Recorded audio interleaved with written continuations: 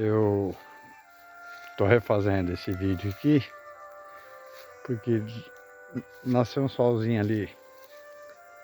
É um vídeo de pré-despedida, porque meu corpo não está suportando esse lugar, esse frio.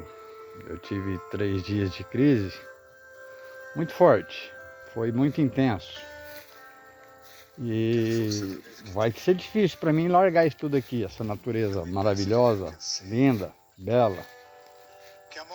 Mas aqui não tem socorro, isso aqui é uma reserva indígena, né?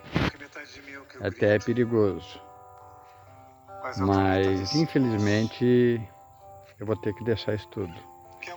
Eu vou achar um lugar bonito lá na cidade para continuar meus vídeos, tá bom? Amanhã eu vou tentar fazer outro. Valeu!